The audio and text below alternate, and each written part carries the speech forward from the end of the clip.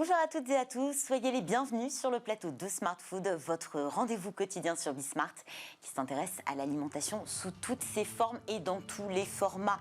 Aujourd'hui, on s'intéresse aux recettes de cuisine en vidéo, des images qui retracent le fil de la recette, qui donnent à voir les gestes, leur précision, le tout en quelques minutes seulement. Les vidéos de recettes cartonnent et c'est à se demander si elles ne feraient pas de l'ombre au bon vieux livre de recettes. Pour en parler avec nous aujourd'hui, je reçois Caroline Jacot. Bonjour. Bonjour. Vous êtes cofondatrice de Tchak. Tchak, c'est une plateforme digitale de vidéos à la carte et sur abonnement que vous avez lancée aux côtés de vos sœurs Charlotte et Marie. 3 sœurs des parcours assez différents. Et puis un seul et même projet. Comment est née cette aventure familiale finalement qu'est Tchak ? Avec Charlotte et Marie, on est toutes les trois vraiment passionnées de bonne bouffe, comme dit Marie. Et on a toujours beaucoup cuisiné maison. On s'est rendu compte qu'on était loin d'être les seuls, surtout avec le confinement. On a vu l'explosion du contenu culinaire. Mais on s'est rendu compte que malgré toute la profusion de ce contenu, on avait aujourd'hui, pour apprendre à cuisiner en ligne ou alors cuisiner au quotidien en ligne, 2 solutions. Ou bien les réseaux sociaux, ce qu'on trouve sur Internet. Mais c'est un format qui est très très court, on est sur moins d'1 minute, ça survole un petit peu la recette et la plupart du temps c'est très scénarisé, très mis en scène. Donc la probabilité qu'on n'arrive pas à reproduire en fait ce qu'on a vu est assez élevée et ça peut être très frustrant, très angoissant pour quelqu'un qui débute. Par ailleurs, il existe aussi de plus en plus des masterclass, donc avec des grands chefs étoilés. Mais là, on est sur des formats beaucoup plus longs, des vidéos d'1h30, 2 heures. À un niveau qui n'est pas forcément très accessible. Tout le monde n'a pas le temps de faire un bœuf Wellington à 19h en rentrant du boulot.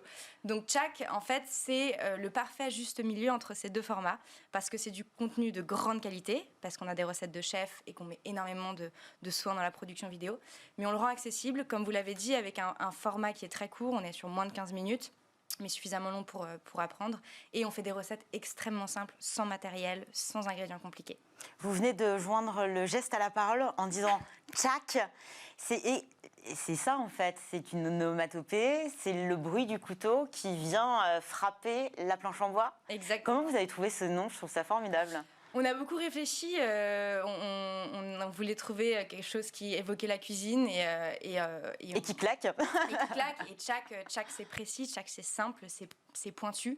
On défend une cuisine qui est engagée et engageante et très simple. Et le couteau, c'est un petit peu présenté à nous comme ça, de cette façon. Vous assimilez Tchak au Netflix de la cuisine. Comment ça fonctionne et quelles sont les similitudes avec cette plateforme de vidéos mondialement connue ?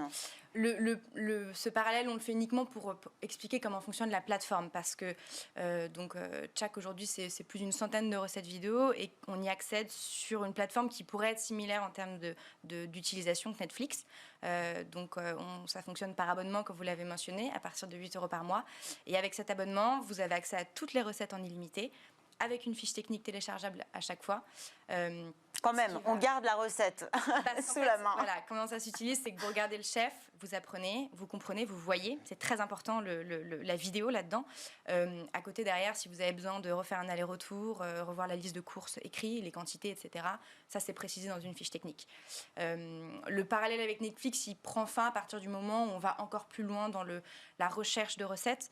L'objectif, c'était vraiment de simplifier la vie des gens pour trouver du contenu facilement, justement, essayer de s'éloigner de ce problème des réseaux sociaux, de profusion qui peut être difficile. Donc il y a un outil de recherche qui nous permet de sélectionner la bonne recette. Exactement. Vous rentrez vos critères, un ingrédient, la saisonnalité, votre régime alimentaire, est-ce que vous voulez plutôt une recette de viande, végane, végétale, et on vous propose du contenu qui va être cohérent parce que toutes ces recettes, elles sont produites par nous, donc il y a une cohérence dans la vidéo, dans le scénario, et vous avez de tout. On touche à tout aujourd'hui dans les recettes de Tchak.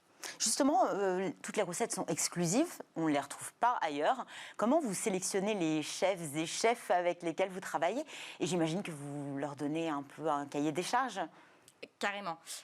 C'était très difficile au début parce que quand on a commencé il y a 1 an, on n'avait pas de nom, on n'avait pas de Tchak, on n'avait pas de plateforme.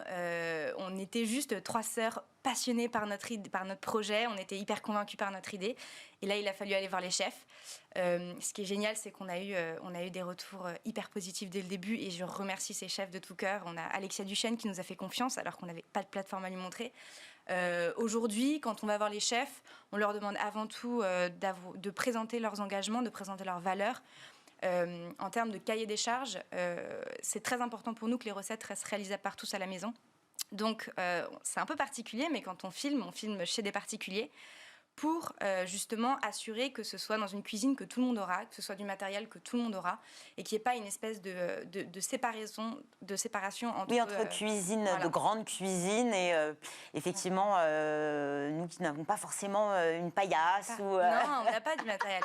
Mais donc, Tchak, c'est de la cuisine des chefs parce que c'est eux qui ont le savoir-faire, c'est eux qui ont la connaissance, mais avec des recettes de la maison. Et donc, on leur demande qu'est-ce que vous faites à manger à vos enfants, qu'est-ce que vous faites à manger à vos amis. On ne veut pas la cuisine du restaurant, on ne veut pas former les gens à devenir des chefs, on veut de la cuisine du quotidien. Donc finalement, peut-être aussi rapprocher le chef d'un potentiel client aussi, mais du cuisinier, on va dire, de tous les jours. Exactement. Et d'ailleurs, je pense que ça s'inscrit dans un mouvement un peu... qui commence à monter, les chefs ils commencent à sortir de leur cuisine, ils n'ont plus forcément envie d'être enfermés dans les quatre murs. Et là, je cite Julien Sebag qui a notamment s'est défini comme ça, le rôle de chef change. Et je pense que Tchak est arrivé à un point nommé pour les accompagner. Aujourd'hui, le contenu d'un chef, c'est clé. On le voit, ils ont tous des communautés sur les réseaux sociaux extrêmement engagées. Donc aujourd'hui, on est là pour les aider à parler de leurs projets, présenter leurs engagements, et en plus d'une façon qui est assez magique parce que quand vous regardez une recette vidéo de Tchak, vous avez le chef face à vous qui cuisine. C'est quelque chose qui est assez extraordinaire. C'est une belle collaboration qu'on a avec les chefs aujourd'hui. C'est ça justement l'esprit de ces vidéos, c'est l'avantage, j'imagine, la valeur ajoutée, c'est d'avoir un chef qui cuisine devant nous, pour nous, avec une recette qui, on va dire, nous est totalement dédiée, quasiment. Exactement. Une recette qui a été construite vraiment, mais exclusivement pour Tchak, avec un objectif derrière. On n'est pas seulement sur du grammage et refaire la recette simplement. Il y a bien plus. Par exemple, là, donc j'ai parlé de Julien Sebag qui va bientôt sortir. Il a fait une recette d'asperges et petits pois incroyable.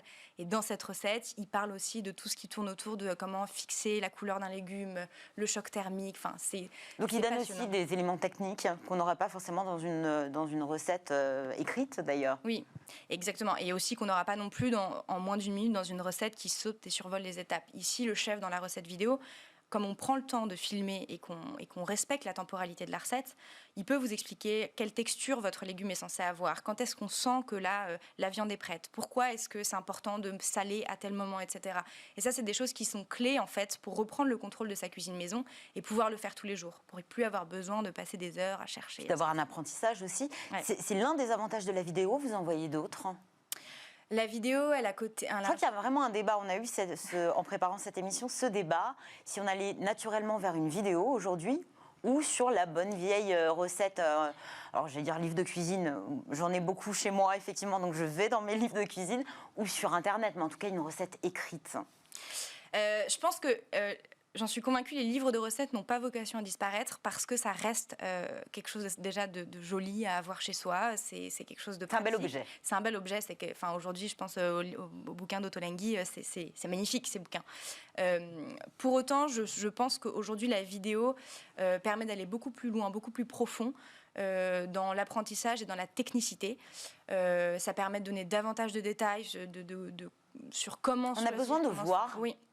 J'en suis convaincue. Je parlais des gestes, c'est ça aussi. Oui. Où finalement, peut-être dans un livre de recettes, on voit un résultat qu'on n'obtiendra jamais et on ne sait pas par quoi on est passé. Si tant est qu'il n'y ait pas en plus de pas à pas qui existe aussi dans certaines recettes. C'est vrai. Et souvent, les photos dans les livres de recettes sont très...